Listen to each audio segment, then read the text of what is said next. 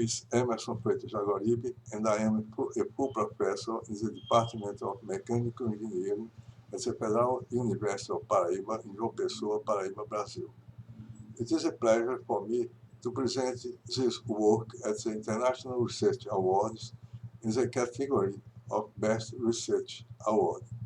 The title of my presentation is a flat plate boundary layer equation under Blasius restrictions with a unique solution based on an article I recently published in the journal Mathematical Problems in Engineering. I'll start talking about the fundamentals that are related to the viscosity effect. A spear or javelin is a wooden pole generally used by the ancient people such as Egyptians, Greeks, and Romans for hunting or as an offensive weapon. As shown in this slide, spears for hunting or weaponry have a pointed head. Very often the head may be simply the sharpened end of the shaft itself, or they may have a more durable material such as bone, flint, obsidian, bronze, iron, or steel fastened to the shaft. Some of these pointed heads can be seen in the Tennessee State Museum. Today, the javelin is used in sports competitions. The video we will see demonstrates that the spear thrown into the air rapidly starts reducing its velocity and finally falls to the ground.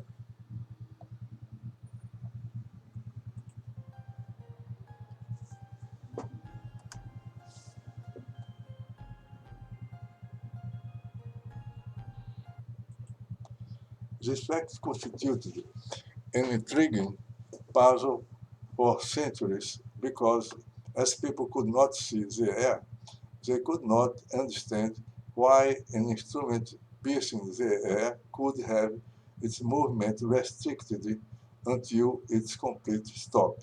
Later, it became clear that the viscosity of the air was the main reason. We know that no matter whether an object moves into a still fluid or a fluid flow over an object, the results of the actions of the fluid viscosity are identical. Thus, it is the air resistance that refrains the javelin movement. Let's examine the case of the air having a uniform velocity U infinite. It means a free stream velocity passing over a flat plate. The viscosity action does stop the first molecules that reach the flat plate, no slip motion. Other molecules following the first ones may advance over the one kept attached to the plate, giving rise to what was defined by Ludwig Pencis in 1904 as a boundary layer. Blasius, a French student, solved the steady-state isothermal gas flow with zero pressure gradient over flat plate equation in 1906, that is equation 1, with the continuity equation and the boundary conditions represented by 2 and 3, equation 2 and 3, where x and y are the Cartesian coordinates, u and v are respectively the x and y direction components velocity, and nu is the fluid kinematic viscosity. The first procedure to solve the system of equations 1 to 3 is to transform the partial differential equation into an ordinary differential equation. This was done using a stream function psi and defining the solution as a function f of eta. Then the third order ordinary differential equation obtained from the transformation is given by equation 4 with the boundary conditions given by equations 5 to 7, where eta is a similarity parameter and the function f of eta is the dimensionless stream function. To get the solution to a third ordinary differential equation, Blasius used the forced boundary condition, which should be considered an artificial boundary condition. With the help of a heuristic trial and error method, the solution is unveiled. Another and much more acceptable boundary layer correlation could be used to solve the flat plate boundary layer equation. This other boundary layer equation could come from the equation of the y direction component velocity v deduced by Prandtl, that is equation 8, where psi is a stream function, u infinity is a free stream velocity, and nu is the kinematic viscosity. The problem is that when v is considered null at eta infinity, to induce the existence of the potential flow, it gives as a result some x direction velocity components inside the boundary layer that exceed in magnitude the free stream velocity u infinite in more than 43%. Some other consequences of Blasius solution are: 1. The solution is not unique. 2. It does not satisfy Prandtl's boundary layer concept. 3. There is an anomaly in the solution, that is, v does not go to 0 as eta goes to infinite. 4. The dimensionless similarity variables eta remains constant as y goes to infinite. 5. It gives rise to imprecise criteria of the boundary layer thickness definition, set as the place where u reach 99% of the u infinite value. 6.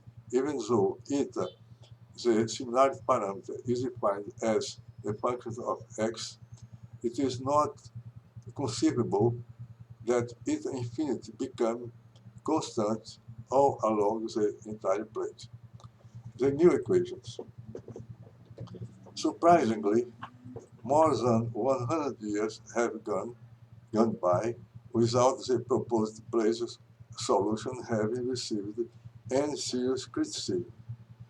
This work, therefore, 1. Proposes a series to formulate the solution for the flat boundary layer, which, associated with the same three classical boundary conditions in the continuity equation, provides consistent results in terms of the Prandtl theory and is in accordance with what is naturally expected in practical terms.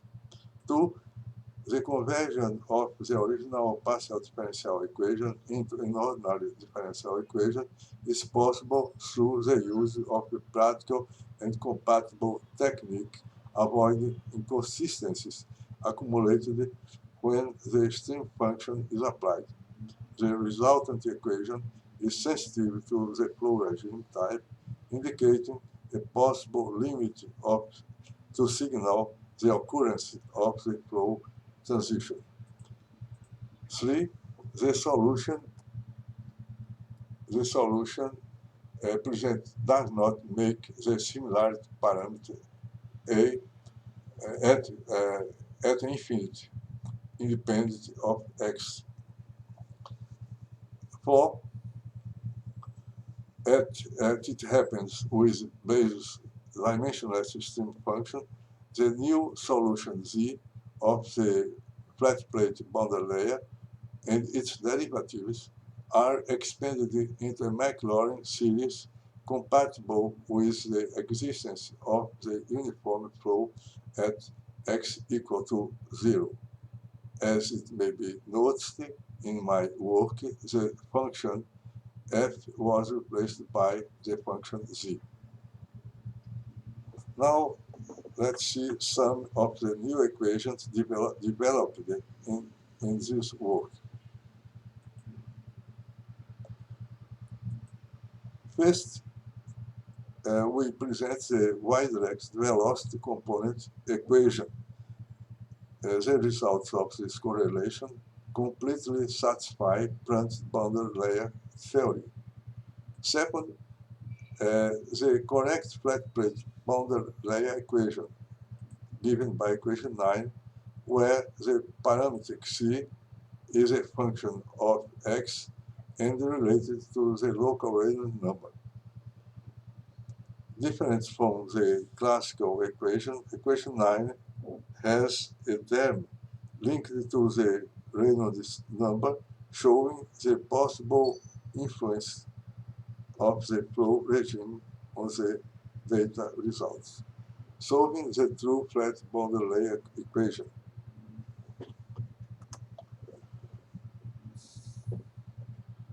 Then,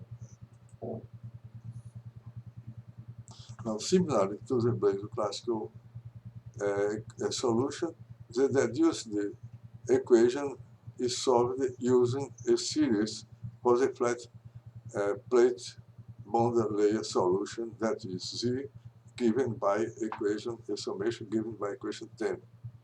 Then all the coefficients A index K, K being equal to 2, 3, etc., going to infinite, are determined in terms of A2. The other terms are all null. It is shown that the summation of the first derivative terms of the solution Z is null, which is expressed by equation 11.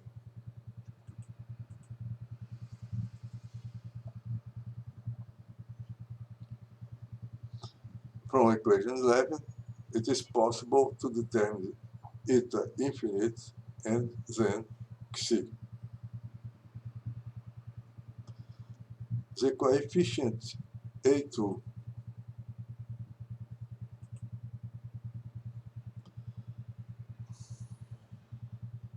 given that A2 corresponds to the tangent of an angle alpha,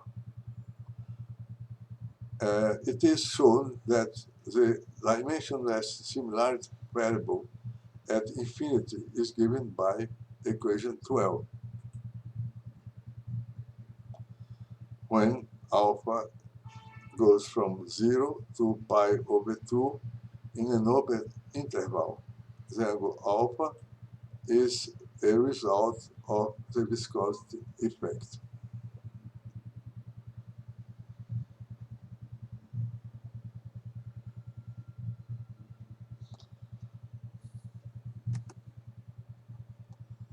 Some results.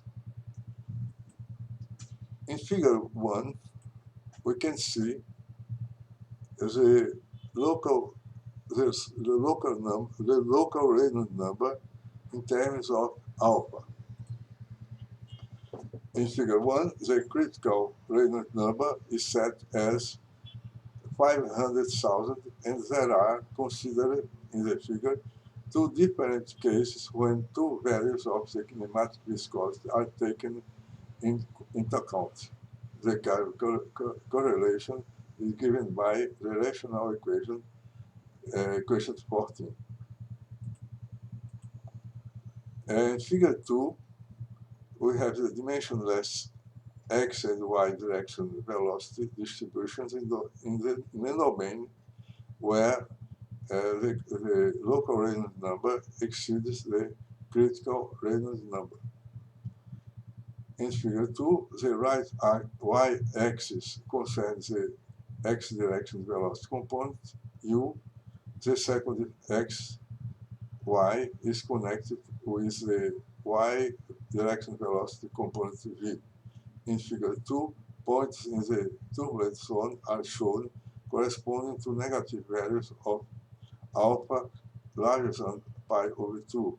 We cannot see in figure 2 any evidence of perturbation inside the bulk of the fluid flow inherent to the turbulent regime. In figure 3, we have the dimensionless boundary layer thickness as a function of the local radiant number, different from what we have in figure 2. In figure 3, which presents the evolution of the boundary layer thickness in terms of alpha, it is clear the existence of an abrupt rupture in the laminar curve and at the point where the local radiant number overpasses the critical radiant number.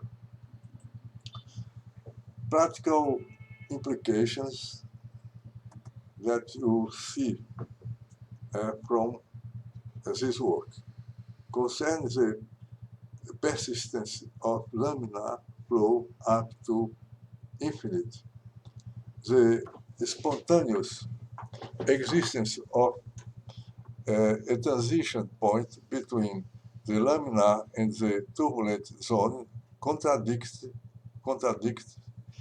Taylor's statement that the laminar regime can persist up to an infinite Reynolds number in the absence of any external perturbation. 2. The natural transition from laminar to turbulent regime, according to our results, even considering a smooth flat plate without any external disturbance agent, it is possible to originate a flow disorder that can justify the initialization of the Thomson waves. 3. The classical relation between fluid friction and heat transfer. The following correlation expresses the Reynolds analogy.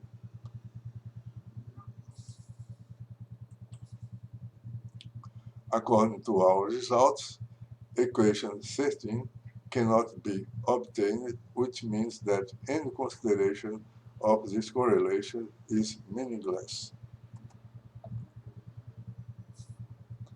Conclusion. All the equations that support this work have permitted the correct flat plate boundary layer equation to be solved in an exact, easy, and mathematical way, presenting results in complete agreement with Prandt's boundary layer concept. On the other hand, the work makes it possible to understand that many classical accepted concepts in fluid mechanics should be either revised or dismissed. The following papers have detailed explanations on all matters discussed in this work. Thank you very much.